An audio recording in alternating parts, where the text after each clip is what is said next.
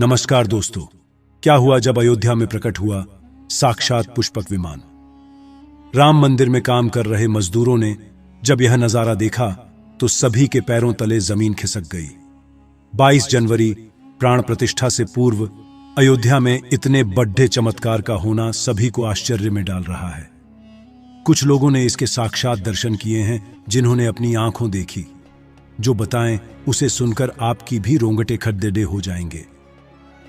आगे बढ़ने से पहले अगर आप एक सच्चे सनातनी हैं, प्रभु श्री राम को अपना आराध्य मानते हैं, तो इस वीडियो को लाइक करके कमेंट बॉक्स में जय श्री राम जरूर लिखें। दोस्तों, 22 जनवरी 2024 को रामलल्ला अयोध्या के नए भव्य मंदिर में विराजमान होंगे। इस शुभ कार्यक्रम के लिए पूरे देश में निमंत्रण बांटा जा रहा है। शहर से लेकर गांव तक घर घर अक्षत वितरण में बच्चों से लेकर बड़े तक सहयोग कर रहे हैं। यहां तक कि महिलाएं भी घर घर जाकर अक्षत और श्री राम की अयोध्या की फोटो वितरण कर रही हैं। अयोध्या में राम मंदिर में भगवान राम लल्ला की प्राण प्रतिष्ठा कार्यक्रम की तैयारियां तेजी से की जा रही हैं।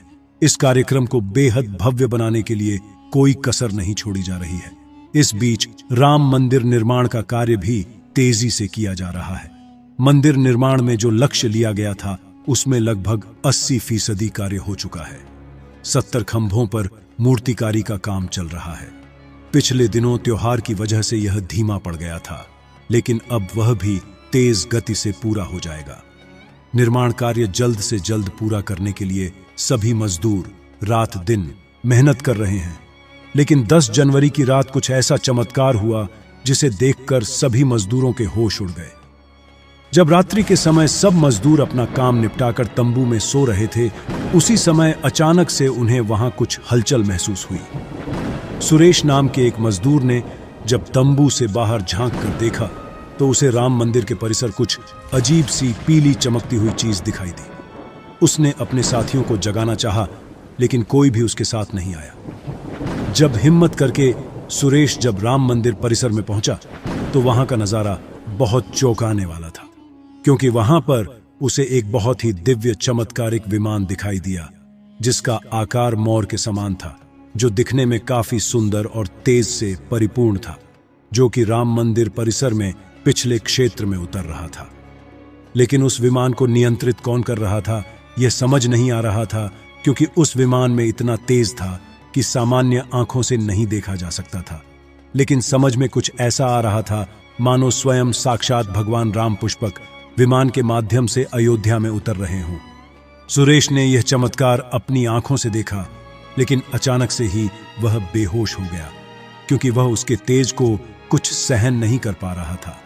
सुरेश जब सुबह उठा तो वह उसी स्थान पर मौजूद था और उसके साथ ही मंदिर निर्माण कार्य पूरा करने के लिए जा रहे थे। उसने सभी को रोककर रात्रि की सच्चाई बताई, लेकिन सभी उसकी हंसी उड़ा रहे थे।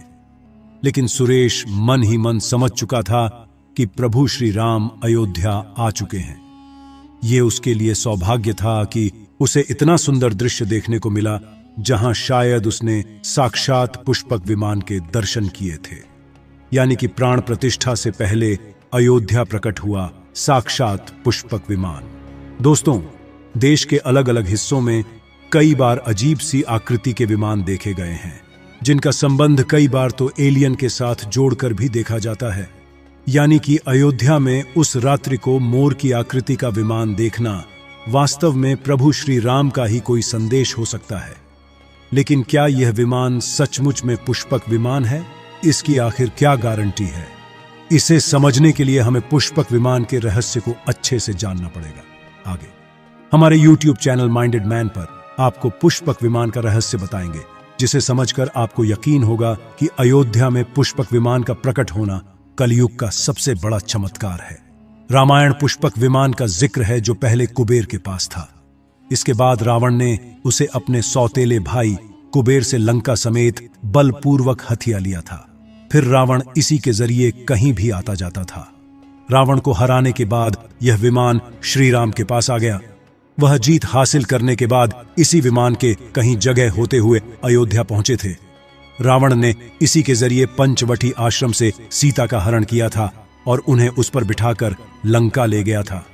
कहा जाता है कि पुष्पक विमान आज के विमान की तरह था। पुष्पक विमान के जरिए रावण हवाई मार्ग से सफर किया करता था। रावण को मौत के घाट उतारने के बाद उसी विमान के जरिए प्रभु श्री राम, माता सीता और लक्ष्मण लंका से अयोध्या लौटे थे। रामायण में जिस तरह से पुष्पक विमान का जिक्र मिलता है, उससे तो यही लगता है कि यह आज के हवाई जहाज की तरह था, लेकिन तकनीक के मामले में मॉडर्न एरोप्लेन से कहीं आगे था। रामायण के सुंदरकांड के 7वें अध्याय में पुष्पक विमान के बारे में जानकारी मिलती है। पुष्पक विमान की आकृति मोर की तरह थी। यह अग्नि और वायु ऊर्जा से उड़ान भरता था। इसकी तकनीक इतनी उत्कृष्ट थी कि इसका आकार छोटा और बड़ा किया जा सकता था। कहा जाता है कि रावण अपनी पूरी सेना को साथ लेकर इस विमान से उड़ान भर सकता था। पुष्पक विमान अपने चालक की इच्छा के अनुसार गति पकड़ता था। यह मन की गति से उड़ान भर सकता था। विमान में बैठने के लिए कई आसन बने थे। पौराणिक कथाओं के मुताबिक युद्ध के बाद भगवान श्री राम ने विमान का पूजन कर यह दिव्य विमान वापस कुबेर को सौंप दिया। कुबेर ने पुष्पक विमान को भेंट स्वरूप प्रभु श्री राम को दे दिया, जिसके बाद इसी पुष्पक विमान से प्रभु श्री राम, माता सीता और लक्ष्मण अयोध्या पहुंचे। अब दोस्तों, कई हजारों सालों बाद एक बार फिर जब भव्य राम मंदिर का निर्माण हुआ है, तो प्रभु श्री राम अपने भाई लक्ष्मण और मां का सीता के साथ एक बार फिर से अयोध्या धाम पहुंच रहे हैं। वह भी अपने इसी पुष्पक विमान पर, जिसका नजारा वहां के मजदूर अपनी आंखों से देख चुके हैं। रामायण के प्रसंग में कहा गया है कि जब माता सीता को हरण करके रावण ले जा रहा था, तो रास्ते में जटायु ने अपने चोंच से रावण को चोट पहुंचाई थी। उस समय रावण पुष्पक विमान में ही मौजूद था। इसके बाद रावण ने तलवार से जटायु को लहूलुहान कर दिया था। जटायु घायल होकर जमीन पर गिर गए। जब सीता को खोजते हुए राम पेड़ पौधे और पक्षियों से पूछते जा रहे थे, तो रास्ते में घायल जटायु से मुलाकात होती है। मरणासन्न पड़े जटायु ही राम को बताते हैं कि रावण सीता को हरण करके किस दिशा में गया है। लेकिन जब साक्षात प्रभु श्री राम पुष्पक विमान में अयोध्या आ चुके हैं, तो भला उनके परम भक्त जटायु कैसे पीछे रह सकते हैं। अयोध्या में राम लल्ला की प्राण प्रतिष्ठा से पहले जनपद की सीमा में गिद्धों का झुंड दिखाई दिया है। स्थानीय लोग इसे गिद्धराज जटायु से जोड़कर देख रहे हैं। वे इसे शुभ संकेत भी मान रहे हैं। मिल्कीपुर तहसील क्षेत्र के गांव धरौली में पिछले 10-1-2 दिनों से गिद्धों का झुंड वास कर रहा था। हालांकि उस गांव से गिद्ध उड़ गए हैं, लेकिन अयोध्या की सीमा में यहां वहां दिखाई दे रहे हैं। गांव वालों का कहना है कि पिछले 20 वर्षों से हम लोगों ने इलाके में गिद्ध नहीं देखे। अब जब राम मंदिर बन रहा है, तो इस गांव में लगभग 50 की संख्या में गिद्ध आकाश में दिखाई दे रहे हैं। उनमें से 10-12 गिद्ध गांव में ही सेमल के पेड़ पर वास कर रहे थे। गिद्धों के दिखने की घटना को ज्यादातर लोग राम से जोड़कर देख रहे हैं और शुभ संकेत भी मान रहे हैं। 22 जनवरी को होने वाले प्राण प्रतिष्ठा के समारोह में देश के प्रधानमंत्री नरेंद्र मोदी ने देश विदेश की कई महान हस्तियों को निमंत्रण दिया है। लेकिन आपको जानकर हैरानी होगी, नेपाल में भी कुछ विशेष लोगों को समारोह में आने का निमंत्रण दिया गया है।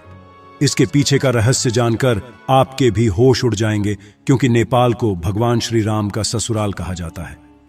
क्योंकि नेपाल एक समय पर जनकपुर धाम था, जहां के राजा थे राजा जनक, और उनकी पुत्री मां सीता वहीं पर भूमि में से प्रकट हुई थी। जनकपुर धाम, जिसे मिथिला भी कहा जाता था। मिथिला संस्कृति में यह मान्यता है कि जब बेटी का गृह प्रवेश होता है, तो उसके मायके से तोहफा और अन्य सामग्री भिजवाई जाती है। इसी परंपरा के मुताबिक जब प्रभु राम का मंदिर में गृह प्रवेश होगा, तो सीता जी की ओर नेपाल से अयोध्या उपहार आ रहे हैं, जिसे भार यात्रा का नाम दिया गया है। राम मंदिर की प्राण प्रतिष्ठा के लिए भगवान राम के ससुराल नेपाल के जनकपुर से कपदह फल और मेवा के साथ साथ उपहारों से सजे 1100 थाल आने वाले हैं। इसमें आभूषण, बर्तन, कपड़े और मिठाइयों के अलावा भार भी आएगा, जिसमें 51 प्रकार की मिठाइयां, दही, मक्खन और चांदी के बर्तन शामिल होंगे।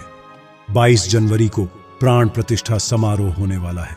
इसके लिए श्री राम जन्मभूमि तीर्थ क्षेत्र ट्रस्ट की तरफ से भगवान राम की ससुराल नेपाल के कई गणमान्य लोगों को निमंत्रण पत्र भेजे गए हैं। दोस्तों, आज हम राम मंदिर को बनते हुए देख रहे हैं। ये हमारा सौभाग्य है। लेकिन इस भव्य राम मंदिर के बनने में कई हजार कारसेवकों और राम भक्तों का बलिदान छुपा है। उस समय आक्रमणकारियों ने काशी, मथुरा के साथ ही अयोध्या में भी लूटपाट की और पुजारियों की हत्या कर मूर्तियां तोड़ने का क्रम जारी रखा। लेकिन 14वीं सदी तक वे अयोध्या में राम मंदिर को तोड़ने में सफल नहीं हो पाए, क्योंकि हर बार राम मंदिर और अयोध्या की रक्षा करने के लिए आसपास के राजा मदद भेज देते थे। हजारों साधुओं ने भी मंदिर की रक्षा के लिए अपने प्राणों की आहुति दे दी। विभिन्न आक्रमणों को झेलते हुए श्री राम की जन्मभूमि पर बना भव्य मंदिर 14वीं शताब्दी तक बचा रहा। कहते हैं कि सिकंदर लोदी के शासनकाल के दौरान यहां भव्य मंदिर मौजूद था। 14वीं शताब्दी में हिंदुस्तान पर मुगलों का अधिकार हो गया और उसके बाद ही राम जन्मभूमि एवं अयोध्या को नष्ट करने के लिए कई अभियान चलाए गए। 1527 और 28 में इस भव्य मंदिर को तोड़ दिया गया और उसकी जगह बाबरी ढांचा खड़ा किया गया। कहते हैं कि मुगल साम्राज्य के संस्थापक बाबर के एक सेनापति ने बिहार अभियान के समय अयोध्या में श्री राम के जन्म स्थान पर स्थित प्राचीन और भव्य मंदिर को तोड़कर एक मस्जिद बनवाई थी। 19 जनवरी 1885 को हिंदू महंत रघुबीर दास ने पहली बार इस मामले को फैजाबाद के न्यायाधीश पंडित हरिकिशन के सामने रखा था। इस मामले में कहा गया था कि मस्जिद की जगह पर मंदिर बनवाना चाहिए, क्योंकि वह स्थान प्रभु श्री राम का जन्म स्थान है। वर्ष 1947 में भारत सरकार ने मुसलमानों को विवादित स्थल से दूर रहने के आदेश दिए और मस्जिद के मुख्य द्वार पर ताला लगा दिया गया, जबकि हिंदू श्रद्धालुओं को एक अलग जगह से प्रवेश दिया जाता रहा। लेकिन सन 1917 में एक ऐसा चमत्कार हुआ जिसे देखकर मुसलमानों की भी आंखें खुल गईं। यह रामलल्ला का बहुत बड़ा चमत्कार था कि मस्जिद के अंदर से अचानक ही रामलल्ला की मूर्ति प्रकट हो गई। कुछ कट्टरपंथियों का कहना था कि कुछ हिंदू दलों ने रात्रि के समय चुपके से यहां पर मूर्तियां रखी हैं। 1940 में भगवान राम की मूर्तियां मस्जिद में पाई गई। मुसलमानों ने इस पर विरोध व्यक्त किया और दोनों पक्षों ने अदालत में मुकदमा दायर कर दिया। सरकार ने इस स्थल को विवादित घोषित करके ताला लगा दिया। 30 अक्टूबर 1990 को हजारों राम भक्तों ने मुख्यमंत्री मुलायम सिंह यादव द्वारा खड़ी की गई अनेक बाधाओं को पार कर अयोध्या में प्रवेश किया और विवादित ढांचे के ऊपर भगवा ध्वज फहरा दिया। लेकिन 2 नवंबर 1990 को मुलायम सिंह यादव ने कारसेवकों पर गोली चलाने का आदेश दिया, जिसमें सैकड़ों राम भक्तों ने अपने जीवन की आहुतियां दी। सरयू तट राम भक्तों की लाशों से भर गया था। इस नृशंस हत्याकांड के बाद अप्रैल 1991 को उत्तर प्रदेश के तत्कालीन मुख्यमंत्री मुलायम सिंह यादव को इस्तीफा देना पड़ा। उस समय कोठारी बंधुओं के बलिदान की चर्चा खूब रही। दिसंबर 1992 को जब विवादित ढांचा गिराया गया, उस समय राज्य में कल्याण सिंह की सरकार थी। उस दिन सुबह करीब 10:30 बजे हजारों लाखों की संख्या में कारसेवक पहुंचने लगे। दोपहर में 12 बजे के करीब कारसेवकों का एक बड़ा जत्था मस्जिद की दीवार पर चढ़ने लगता है। लाखों की भीड़, दास को संभालना सभी के लिए मुश्किल हो गया। दोपहर के 3:40 पर पहला गुंबद भीड़ ने तोड़ दिया और फिर 5 बजने में जब 5 मिनट का वक्त बाकी था, तब तक पूरे का पूरा विवादित ढांचा जमींदोज हो चुका था। भीड़ ने उसी जगह पूजा अर्चना की और रामशेला की स्थापना कर दी। मुख्यमंत्री कल्याण सिंह का साफ आदेश था कि कार सेवकों पर गोली नहीं चलेगी। इस महान कल्याण सिंह जी को हम शाश्वत प्रणाम करते हैं। दोस्तों, राम मंदिर को बनता हुआ देखना सौभाग्य है, लेकिन जब भी हम इसके पीछे हजारों हिंदुओं का बलिदान देखते हैं तो हमारी आंखें नम हो जाती हैं। इस पूरी वीडियो को देखने के बाद आक्रमणकारियों के लिए आपकी क्या विचार है, इसे कमेंट बॉक्स में जरूर बताइएगा। हमारे महान शहीदों के लिए आपकी श्रद्धांजलि नीचे कमेंट बॉक्स में जरूर दीजिएगा। कोई भी बात अच्छी लगी हो तो लाइक जरूर करें और हमेशा ऐसे सत्य चमत्कारी घटनाएं देखने के लिए हमारे चैनल माइंडेड मैन को सब्सक्राइब करके आप बेल आइकन को प्रेस कर लें। अभी के लिए आप सभी दर्शकों को जय श्री राम।